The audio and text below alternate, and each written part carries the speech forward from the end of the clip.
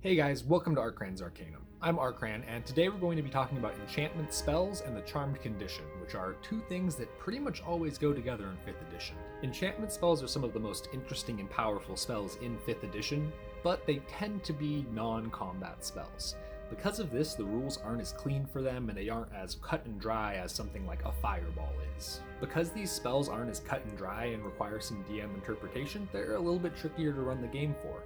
You have to make your own interpretation of the rules, and you're juggling mechanical consistency, players' expectations, and of course, player fun. We're going to go over the charm condition and some of the more common enchantment spells so that when these come up in your game, you're well equipped and you know exactly what to do. Because it's so universally applicable to all the different enchantment spells, we're going to start with the charmed condition. And the first thing I want to establish is that the charmed condition is not mind control. As written, the charmed condition only does two things. One, a charmed creature cannot target the charmer with attacks or hostile effects, and two, a charmer has advantage on all checks to socially interact with a charmed creature. The first part of the condition is pretty self-explanatory. A charmed creature cannot take hostile actions against the charmer.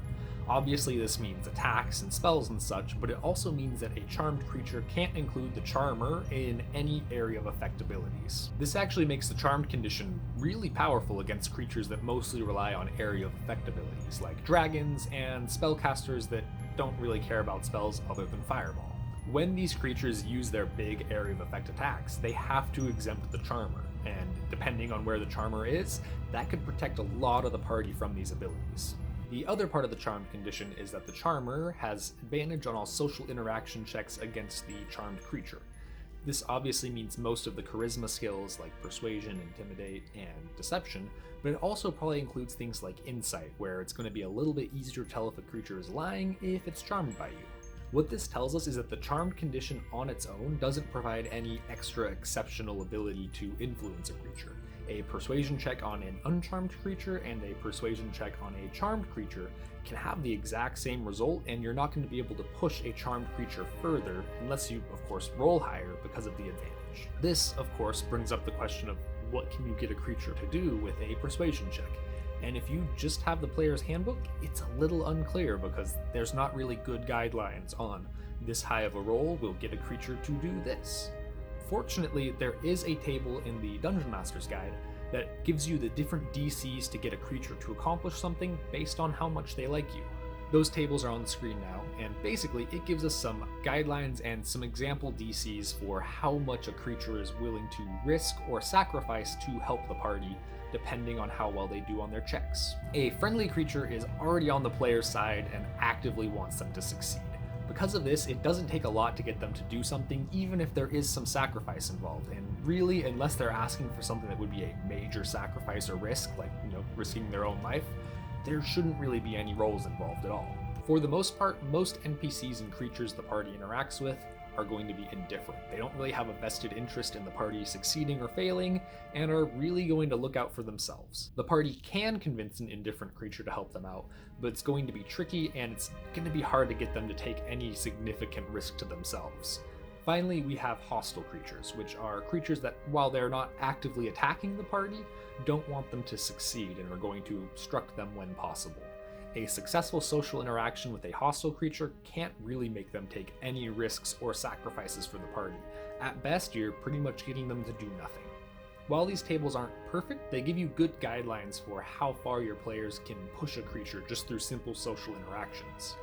The charmed condition doesn't let your players do anything more than they would be able to with a normal persuasion check, so these tables still apply for charmed creatures. The charmed condition will give your players advantage on their checks to interact with these creatures, which will probably make it easier to hit those higher DCs, but if a player is interacting with a hostile creature, even if it's charmed, the best you can get is that DC 20 help if it requires no sacrifice result.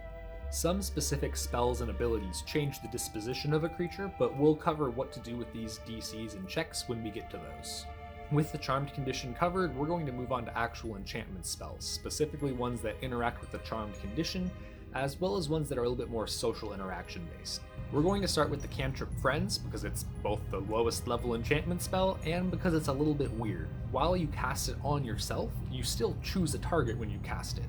When you cast Friends, you choose a non-hostile creature that you can see, and for the next minute, you have advantage on all charisma checks against them. Friends is essentially a weaker version of the Charmed Condition. For the next minute, you are going to have an easier time persuading a creature to do what you want.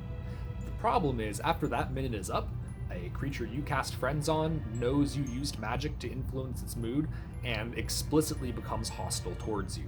This makes Friends a bit of a double-edged sword. On the one hand, you just get advantage. The target doesn't get to make a save to resist, there's no way that they can be immune to this effect, it just works.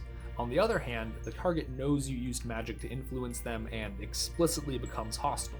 If you use Friends to get a discount from a merchant, they're probably going to be coming after you to get that money back. With Friends covered, let's move on to the first level spell, Charm Person, which is where we're going to see how the enchantment spells actually have their different levels of power established. More than any other type of spells, enchantment spells care about a creature's specific type, which if you look at a creature's stat block, the type is going to be whatever is listed right below its name. It should be something like beast or dragon or construct.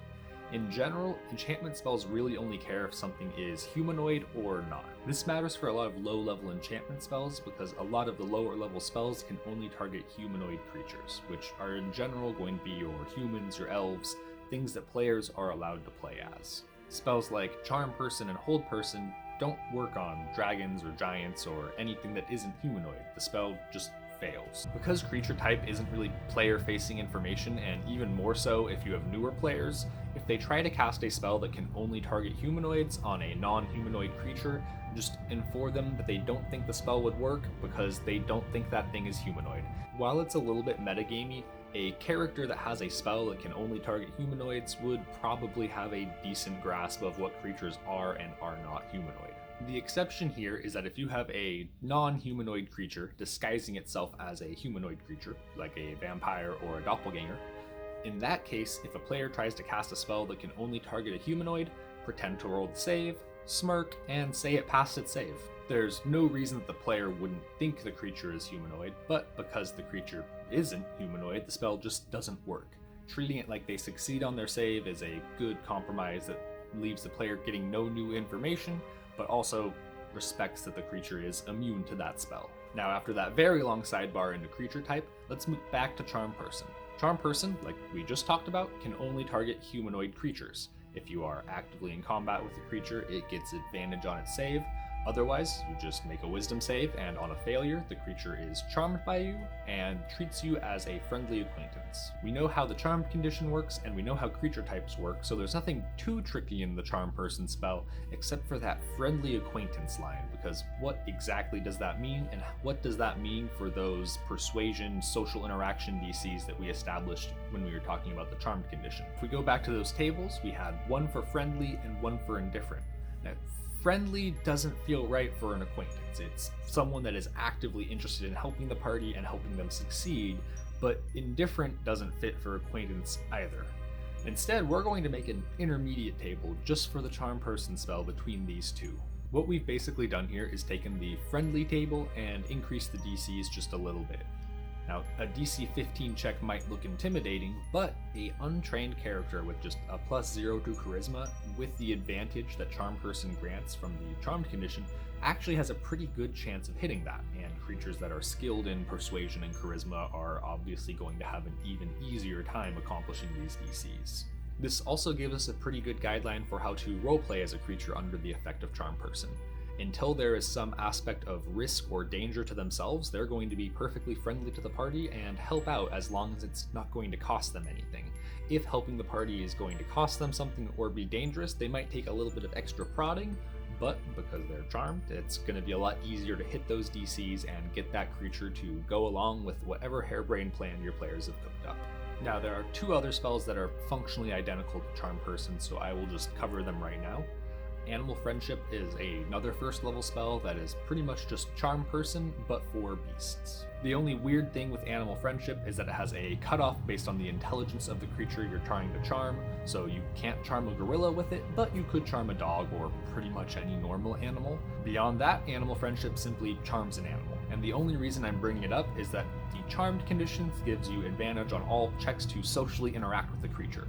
For an animal, this would probably mean advantage on any animal handling checks or anything like that to interact with them, as opposed to the more normal persuasion, deception, intimidation checks. The other charm spell that's functionally identical to Charm Person is Charm Monster. And when I say functionally identical, I mean almost completely identical. The only difference is that rather than only being able to target humanoids, Charm Monster can target anything. Any creature, any type, anything that's not immune to the charmed condition for some other reason. Creature still makes it save with advantage. If you're fighting it, it still is charmed. The only other difference is that rather than regarding you as a friendly acquaintance, Charm Monster makes a creature regard you as friendly.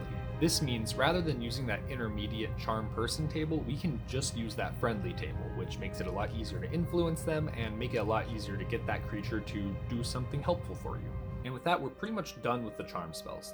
One thing that I want to continue to reiterate is that charmed is not mind control. Just because a creature is charmed doesn't mean it has to act completely contrary to its nature or anything like that. If a player couldn't convince the creature to do this while they weren't charmed, they can't convince them while they are charmed. Charmed just makes it a lot easier to persuade a creature to do a specific thing. The other thing to keep in mind is that in the case of Charm Person and Charm Monster, once the spell is over, the target knows that they were charmed, and depending on what happened while they were charmed, they might seek vengeance on the party. If a shopkeeper got ripped off because he was charmed, he's going to send the guards after the party. The next spell I want to talk about is the second level spell Suggestion, which, unlike Charm Person, is actual mind control. The spellcaster casts the spell, and if the target fails their save, they have to pursue a course of activity that the spellcaster describes. The request has to be worded in such a way to sound reasonable, and in addition, it can't do anything that's directly harmful to the creature. If you tell someone to stab themselves with Suggestion, the spell just fails. The only two things to keep in mind with Suggestion are that the request has to sound reasonable, and that the request has to fit within one or two sentences and is a single course of activity. The reasonableness criteria is fairly easy to satisfy. If it is not something that is explicitly self-harmful, the creature will probably do it. If it's a particularly big ask, then you might need to have a little bit of justification in the actual suggestion. Kill your friend is probably not a reasonable suggestion. Your friend is planning to betray you, kill him is probably reasonable enough for the conditions of the spell. Just that little bit of extra justification makes it make more sense and makes it at least feel better in terms of roleplay and game flow. The other thing to keep in mind is that Suggestion is limited to a course of activity and it's only going to be a sentence or two long. This means that if a suggestion gets more than a couple seconds long, it's probably not a valid suggestion. It should be a pretty direct and to the point, do this one thing. Surrender or you're going to die is perfectly fine. That's a single course of action. Surrender, shine our boots, set up our camp, and be our best friend for the rest of the day is not a valid suggestion because that's about 3 or 4 different suggestions all wrapped up in one.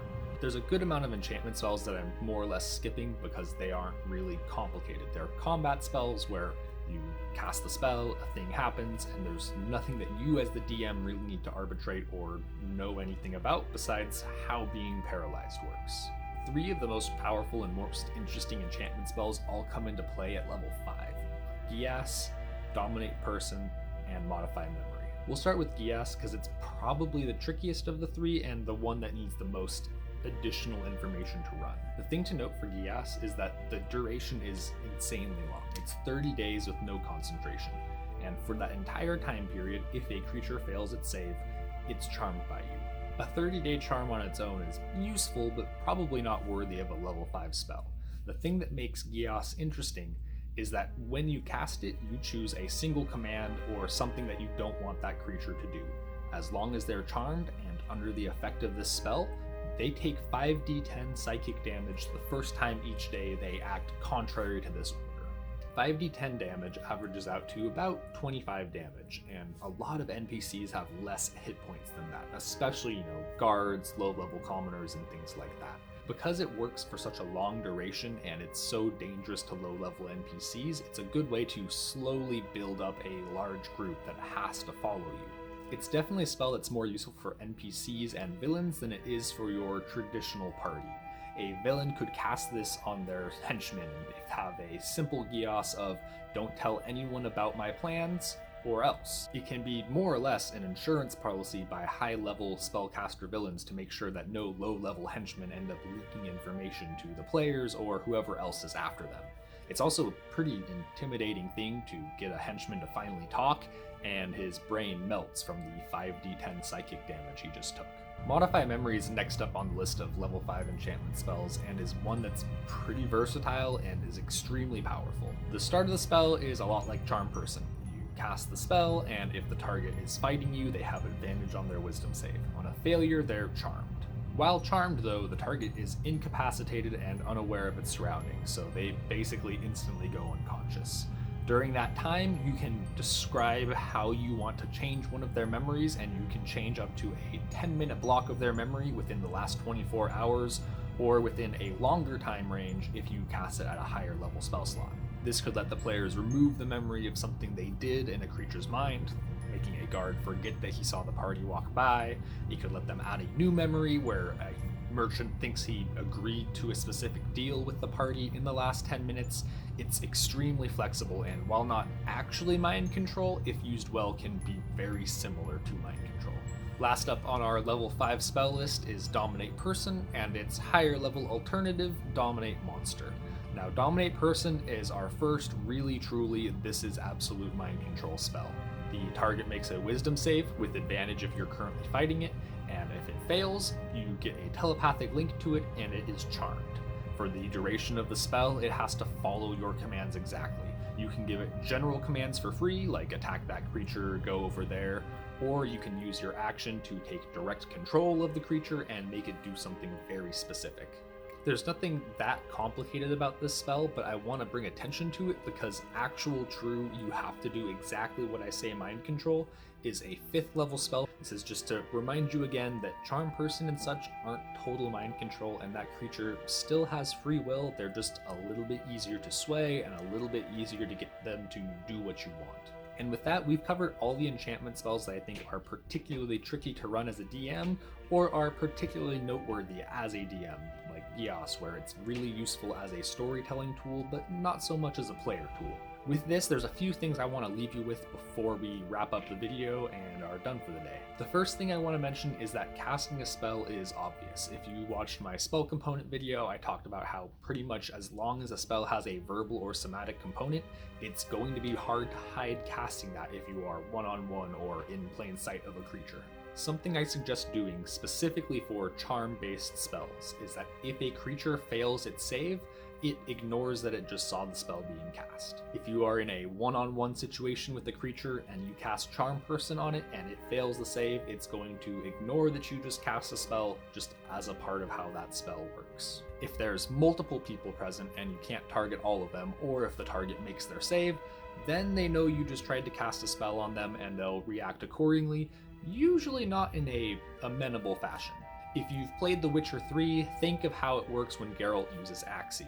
If it works on the creature, they kind of ignore its casting, but if there's other witnesses or anything like that, the spell rarely works because someone noticed something was up. The other thing you want to think about and establish ahead of time is how enchantment spells are treated in your world. These are spells that take away people's free will, force them to do specific things, and in general probably would not be treated kindly. Casting a charm spell on a guard or someone like that would probably be equivalent to extortion or blackmail because you can more or less accomplish the same thing there.